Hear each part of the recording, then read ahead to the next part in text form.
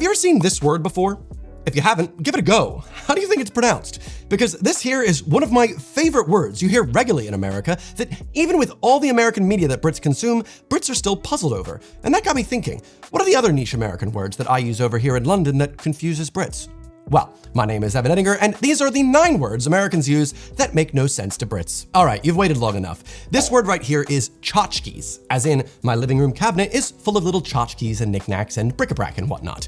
As you can probably tell from the word spelling, the word doesn't originate in English. Tchotchke comes from the Yiddish word tchotchke, meaning trinket. It first appeared in American English in the 1960s through Jewish American communities, specifically around New York and New Jersey. The word also has its roots in the Slavic family of languages like Ukrainian, Polish, and Russian, for instance. These words that I'm not gonna try and pronounce. Sorry guys, I'm rushing through this video. You can use this word to refer to the bric-a-brac you get at a souvenir shop or the swag you get at certain trade shows that you're not necessarily interested in keeping. As this word was heavily spread from Jewish American communities, its use is more heavily concentrated in those regions in the US, but it's still a word I'd say most Americans are aware of, even if they don't use it every day. But I can assure you that if this word does come up in a pub quiz, 99% of Brits would be at a loss for words. Now, this next one's quite fun. Go on, give it a go. Another one that Brits might think I'm making up, but oh no, very real. And in fact, this word has been used in the US since 1734, so before the Declaration of Independence. Now that you've hopefully had a go at pronouncing it under your breath, I can tell you it's pronounced gubernatorial or gubernatorial. The term is quite incredibly Latin, as unlike many other words at the time, this one doesn't come from Old English or French at all. The word comes from the Latin word gubernator, which means governor if you didn't guess that, or steersman, or ruler. Just throw an IAL at the end of gubernator and hey, you've gotten yourself an adjective meaning relating to the governor. You hear this word a lot in US contexts when it comes time for elections. You hear about the gubernatorial debate or the gubernatorial race. When other English-speaking countries want to talk about similar things, they usually just stick with using the word governor, like the governor's debate, which yeah, I mean, that does work, I guess. But gubernatorial is a fun, big word that America can proudly claim is theirs and theirs alone. And another fun example of how languages evolve in different regions over time. It's an English word, but no one in England has ever heard of it. I'm working on an interesting deep dive video as to why, so be sure to subscribe to catch that in your feeds. You just have to click the Doohickey down there. The word Doohickey does sound maybe a bit inappropriate, but it's just a fun placeholder word. Growing up in South Jersey, I'd hear my parents use a large smattering of similar placeholder words like thingamajig, whatchamacallit, John, or Doohickey. The placeholder word I've heard the most in the UK is a simple thingy. Give me that thingy. In your upcoming video with a member of parliament, what is that thingy you have blocking your wide shot? It's one of my cameras. I should really hire a professional camera person for big videos like that.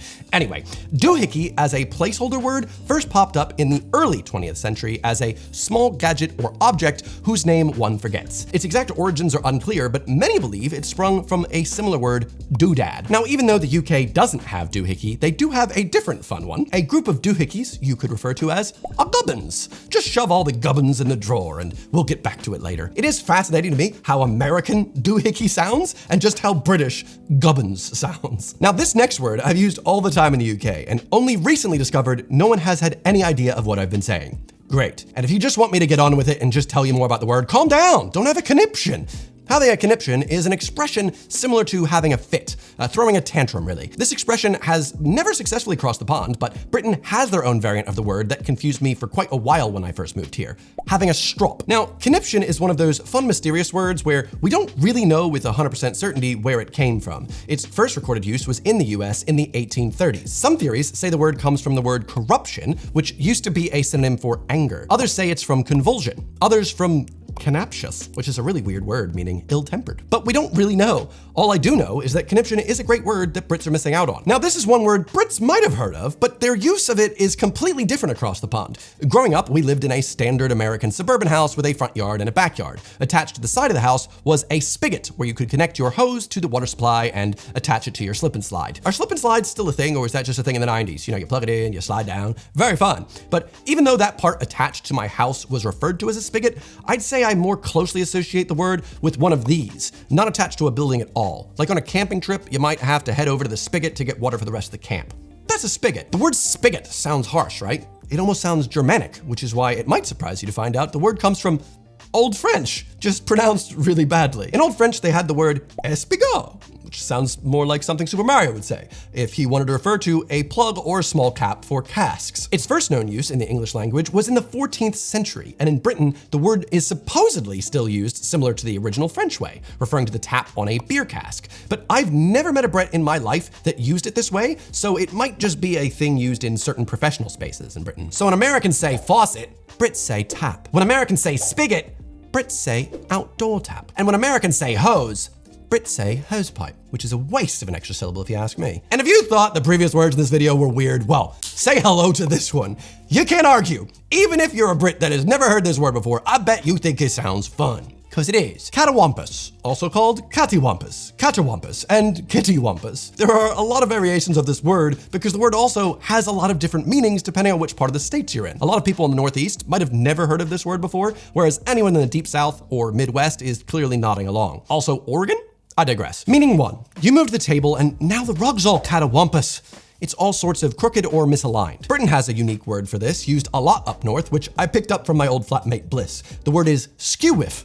I try to make sure my backgrounds are nice and straight, and making sure that the pictures aren't skew-whiff. Catawampus can also mean diagonally across, like the post office is Catawampus from the diner. This meaning most likely comes from another bonus American word most Brits don't know either. Catter-cornered or kitty-cornered. Basically, the corner diagonally opposite from you. Try walking to that kitty corner and you might realize that pedestrian infrastructure in the USA is really Catawampus, which of course is meaning three, very chaotic and disorganized. And finally, though a bit dated, the word Catawampus has also been used as a noun to mean a goblin, some sort of folk demon from the South. Now don't go out in the woods or the Catawampus is gonna get you.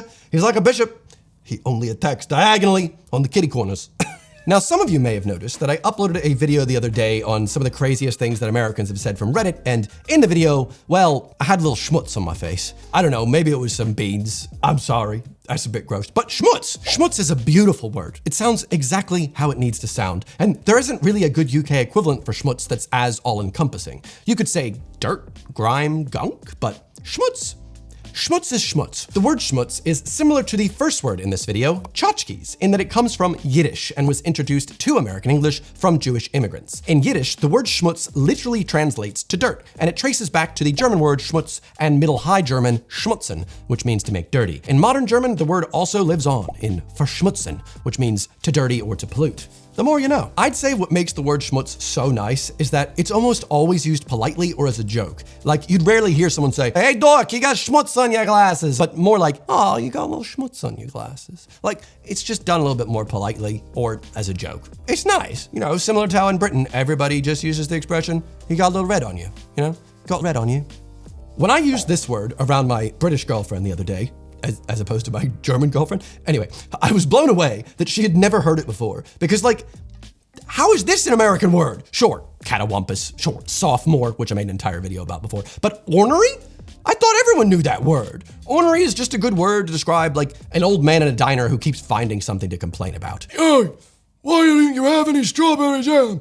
I always come here and there's no strawberry jam. Just an ornery man. If you've got a particularly bad dog who's not listening to you, you might call him an ornery dog. The word sounds pretty similar to the word ordinary because that's actually where the word comes from. The word ordinary means common, but also used to mean poor quality. But as the word was contracted by speakers in the American South, from ordinary, ornery, the word began to shift in meaning from inferior to irritable or mean-spirited. And by the late 1800s, the word ornery was quite commonplace, meaning cantankerous, which is also a lovely word I'm fairly certain Brits also understand. Similar to the word conniption, the British word stroppy can be used in place of ornery, but not really, as I feel like stroppy holds with it the negative connotation of a child throwing a strop or a fit. Best just stick with the word ornery then, eh, Brits? Maybe use a new word. It's a fun one. Take it on if you like it. If you don't like it, throw it in the bin. All right, time for a super fun one. Thanks to so many of you subscribing from my recent video on how to spot if something is written by AI, linked above, I've now got subscribers out the wazoo. Out the wazoo! It's so fun! Out the wazoo! Out the wazoo is just a fun way of saying in large amounts. The expression out the wazoo is actually quite recent and is nearly entirely American. Its first use was in the 1960s in a UC Berkeley publication saying, "Run it up your old wazoo." Wait. That's not out the wazoo. That's just wazoo on its own. The old wazoo. Well, where's wazoo come from? Somehow, if you can believe me, wazoo is American slang for butt. a fabooty. Despite this being such a recent word, we only have a few theories on how it's come to this. One of my favorites I found researching for this video was that the word wazoo comes from the French wazoo for bird. That's a word with vowels out the wazoo. Somehow, from wazoo, the Louisiana Creole word razoo, meaning raspberry, like this type, gets into the mix and now it's butt, cause raspberry. Listen, I just think that's a theory, a word theory. I personally just think it's probably a fun sounding word that caught on. Brits might not have wazoo, but they do have the expression out the ears, which has a similar meaning, but without all the fun sounds of wazoo and the meaning of butt. So, now before I wrap this up, I'm going to attempt to use all 9 American words from this video in an ad read for today's video sponsor.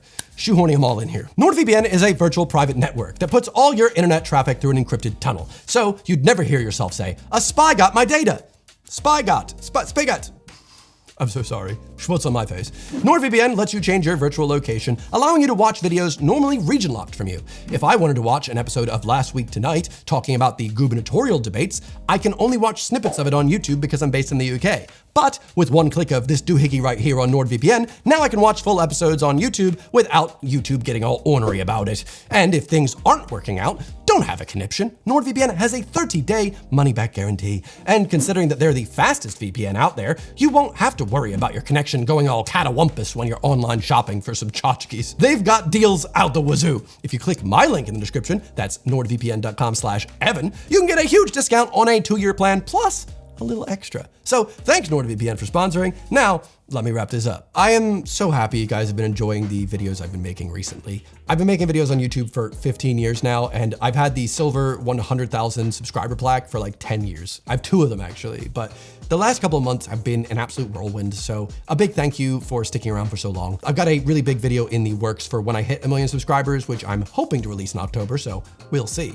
Until then, if you do want to know why Americans say the word sophomore, you can click to watch that video right here. Thanks so much, and I'll see you there. Goodbye. It's hot! Look at this. Do you see this? Do you see? Oh, those are my legs!